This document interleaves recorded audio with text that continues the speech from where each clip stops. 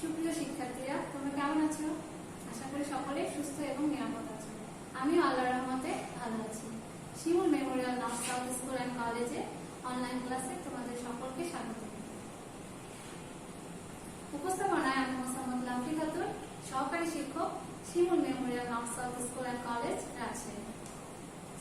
আজ আমি তোমাদের যে ক্লাসটা নেব সেটা হলো তোমাদের পাঠ্য বইয়ের ৫ম নম্বর অধ্যায়। দেখো, পাঠ্য বইয়ের ৫ম নম্বর অধ্যায়, অর্থাৎ ব্যবসায়ের আইনগত দিক। প্রিয় শিক্ষার্থীরা, আজকে তোমরা এই ক্লাসটা থেকে যা যা শিখবে, অর্থাৎ শিক্ষণ ফলগুলো কি কি সেগুলো দেখো। কপিরাইটের ধারণা ও নিবন্ধন প্রক্রিয়া ব্যাখ্যা করতে পারবে, বিএসটিআই সম্পর্কে ব্যাখ্যা করতে পারবে, বীমার ধারণা ও প্রয়োজনীয়তা ব্যাখ্যা করতে পারবে, বীমার প্রকারভেদ ও বীমা করার প্রক্রিয়া ব্যাখ্যা করতে পারবে।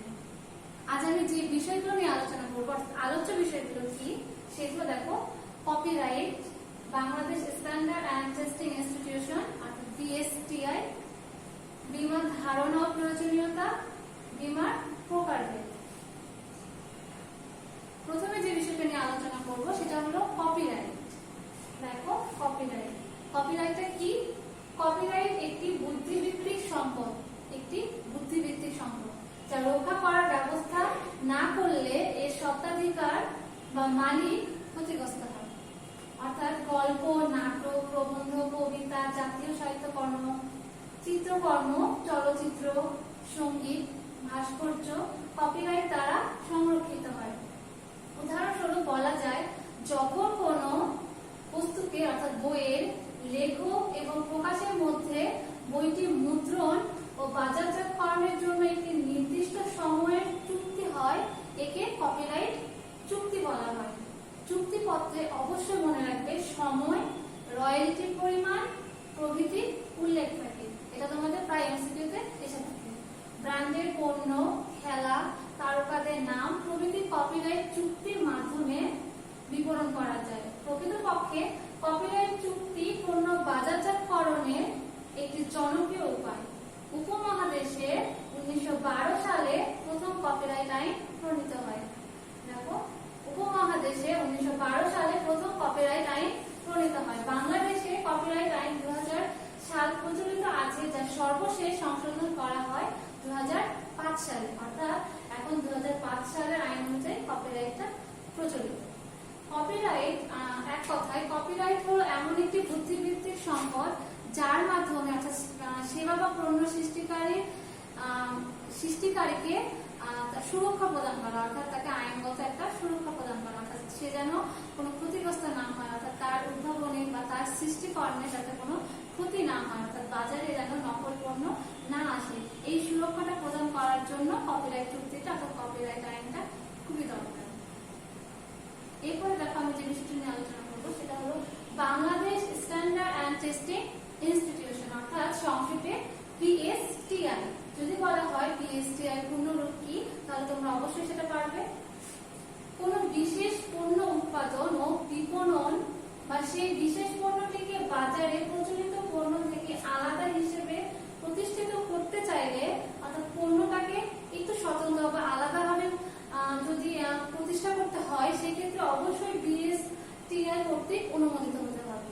দেখো, প্রতিষ্ঠিত করতে চাইলে Bangladesh standard and testing institution বা বিএসটিআই অনুমোদন নিতে হয়। নির্ধারিত ফর্মে আবেদন করে এবং প্রয়োজনীয় ফি জমা দিয়ে পণ্য প্রতীক বা ট্রেডমার্ক নিবন্ধীকরণ করা যেতে পারে। পণ্যের মান নিশ্চিত করার লক্ষ্যে নির্ধারিত মান অনুযায়ী সেই পণ্যটা উৎপাদন হচ্ছে কিনা সেটা যাচাই করার জন্য বিএসটিআই থেকে বাধ্যতামূলকভাবে সনদপত্র বা সার্টিফিকেট নিতে হয়। নির্ধারিত মান অনুযায়ী পণ্য উৎপাদন না করলে বিএসটিআই কর্তৃক সংশ্লিষ্ট প্রতিষ্ঠানের লাইসেন্স বাতিল হয়ে যাবে। অর্থাৎ পণ্যটা সঠিকভাবে উৎপাদন হচ্ছে কিনা সেটা যাচাই করার জন্য অবশ্যই বিএসটিআই কর্তৃক অনুমোদিত থাকতে হবে। সেটা যদি না হয়, সেক্ষেত্রে বিএসটিআই কর্তৃক সংশ্লিষ্ট প্রতিষ্ঠানের লাইসেন্সটা বাতিল করে দিতে পারে। অবশ্যই সেটা বিএসটিআই কর্তৃক অনুমোদিত হতে পারে। এরপরে দেখো, আমি যে বিষয়টা নিয়ে আলোচনা করবো সেটা হলো বীমা। দেখো, বীমাটা কি? যে কোনো ব্যবসা করতে গেলে ঝুঁকি থাকবে, অর্থাৎ ঝুঁকি ছাড়া কখনো ব্যবসা করা ঝুঁকি ঝুঁকি ছাড়া ব্যবসা করা সম্ভব না, তবে ঝুঁকিটাকে পরিহার করা বা কমানোর ক্ষেত্রে বীমা একটি উত্তম মাধ্যম। অর্থাৎ বীমাকরণের মাধ্যমে ঝুঁকিটা অনেকটা কমিয়ে আনা সম্ভব, এই জন্য বীমা করা হয়। বা বীমাটা কি সেটা দেখো, ভবিষ্যতে কোনো অনিশ্চিত ঘটনা সংঘটিত হওয়ার ফলে কারো কোনরূপ ক্ষতি হলে উক্ত ক্ষতিপূরণ যার মাধ্যমে প্রদান করা হয় তাকে বীমা বলা হয়। বীমা একটি চুক্তি বিশেষ, তবে বীমা একটি ব্যবসাও বটে, অর্থাৎ বীমা একটি চুক্তি। এটা আবার ব্যবসা হিসাবেও পরিণত হয়েছে। দেখো, যে চুক্তির মাধ্যমে কোনো প্রতিষ্ঠান বা কোম্পানি কর্তৃক নির্দিষ্ট প্রিমিয়ামের বিনিময়ে কোনো নির্দিষ্ট ব্যক্তি বা বিষয় সম্পত্তি সম্পর্কিত কোনো ঘটনাজনিত ক্ষতি বা ঘটনার অন্য নির্দিষ্ট পরিমাণ ক্ষতি বা ঘটনার জন্য নির্দিষ্ট পরিমাণ অর্থ প্রদান করা হয় তাকে বীমা চুক্তি বলে। উক্ত ক্ষতিপূরণের জন্য বা নির্দিষ্ট অর্থ প্রদানের জন্য যে পক্ষ স্বীকৃত হয়, অর্থাৎ যে পক্ষটা স্বীকৃত হয় তাকে বীমাকারী এবং যার ক্ষতিপূরণের জন্য যাকে অর্থ প্রদানের জন্য উক্ত চুক্তিটা সম্পাদিত হয় তাকে বীমা গ্রহীতা বলে। চুক্তি অনুযায়ী বীমা গ্রহীতা এককালীন বা নিয়মিত কিস্তিতে যে নির্দিষ্ট পরিমাণ অর্থ বীমাকারীকে প্রদান করে তাকে প্রিমিয়াম বলা হয়। বীমা চুক্তি যে দলিল দ্বারা সম্পাদিত হয় তাকে বীমাপত্র বলা হয়। অবশ্যই মনে রাখবে, বীমাকে ক্ষতিপূরণের চুক্তি বলা হয়, তবে সকল বীমাকে ক্ষতিপূরণের চুক্তি বলা হয় না। শুধুমাত্র জীবন বীমা ব্যতীত সকল বীমাকে ক্ষতিপূরণের চুক্তি বলা হয়। এটা অবশ্যই মনে রাখবে, এটা তোমাদের প্রায় এমসিকিউ প্রশ্নে এসে থাকে যে জীবন বীমা ব্যতীত সকল বীমাকে ক্ষতিপূরণের চুক্তি বলা হয়। এরপরে আমি যে বিষয়টা নিয়ে আলোচনা করবো সেটা হলো ব্যবসায়ে বীমার প্রয়োজনীয়তা। অবশ্যই ব্যবসায় বীমার প্রয়োজনীয়তা আছে, কারণ ব্যবসা করতে গেলে ঝুঁকি থাকে। এই ঝুঁকিটাকে অনেকটা পরিহার করা বা কমানোর ক্ষেত্রে বীমাকরণের প্রয়োজন হয়। তো বীমাকরণের প্রয়োজনীয়তাটা কি সেটা আমরা একটু দেখি। একজন ব্যবসায়ীর জন্য গুরুত্বপূর্ণ কাজ হচ্ছে ঝুঁকি নিরূপণ করা। অর্থাৎ ঝুঁকিটা একেবারে সম্পূর্ণ বাতিল করা যায় না, ঝুঁকি পরিহার করা যায় বা কমানো যায়, কিন্তু একেবারে বাতিল করা যায় না। পণ্য উৎপাদন ও বিক্রয়ে বহুবিধ ঝুঁকি বিদ্যমান, যেমন কোনো জিনিসের ক্ষতি, চুরি, কর্মচারীদের পীড়া, আকস্মিক দুর্ঘটনা, আগুন, জাহাজডুবি ইত্যাদি ঘটনার কারণে ব্যবসা প্রতিষ্ঠানে যে কোনো মুহূর্তে ক্ষতির সম্মুখীন হতে পারে। বীমাকারী প্রতিষ্ঠান বীমাকৃত ব্যক্তি বা ব্যবসা প্রতিষ্ঠানের সঙ্গে চুক্তিতে উল্লেখিত প্রদত্ত প্রিমিয়ামের বিনিময়ে এ জাতীয় ক্ষতির জন্য ক্ষতিপূরণ দিয়ে থাকে।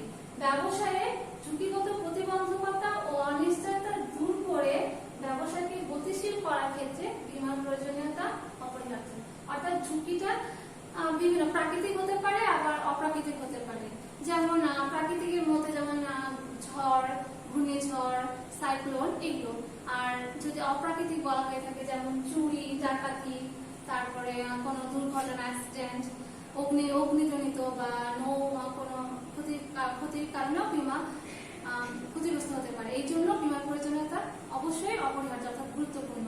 বীমা যদি করা হয় তাহলে সেই ব্যবসাটাকে সুন্দরভাবে, অর্থাৎ ভবিষ্যতের জন্য একটা সিকিউরিটি নিয়ে পরিচালনা করা সম্ভব যদি সেটা বীমা করা হয়ে থাকে। এরপরে দেখো বীমার প্রকারভেদ। আমরা বীমা কি, তারপর বীমার প্রয়োজনীয়তা এটা জানলাম। এখন বীমা কত ধরনের হতে পারে বা বীমা কত প্রকার সেগুলো আমরা জানবো। দেখো, বীমার প্রকারভেদ। বর্তমানে বিভিন্ন প্রকার বীমার প্রচলন আছে, তবে এর মধ্যে 4 প্রকার বীমা সর্বাধিক প্রচলিত। এটা তোমাদের প্রায় এমসিকিউতে এসে থাকে।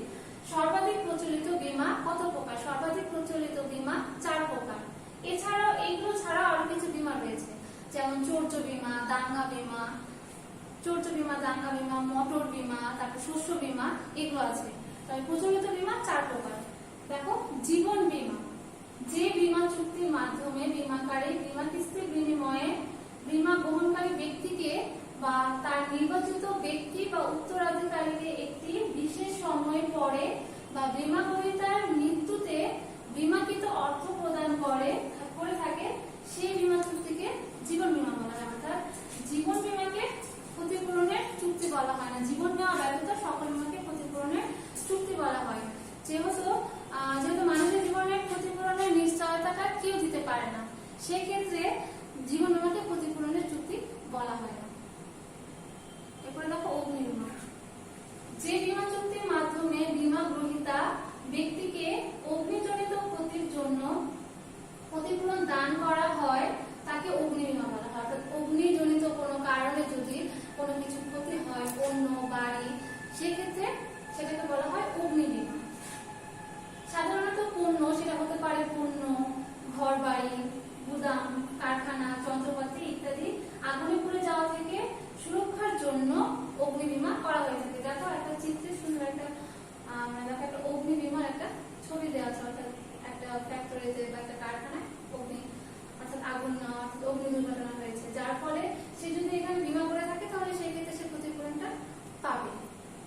এরপরে দেখো আমি যে বিষয়টা বলবো, দেখো নৌ বীমা।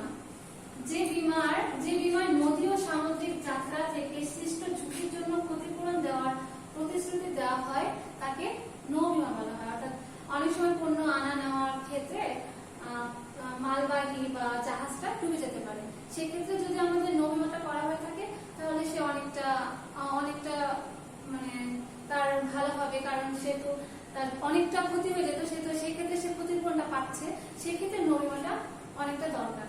এরপরে দেখো সারা পৃথিবীর ব্যবসা বাণিজ্যের অধিকাংশ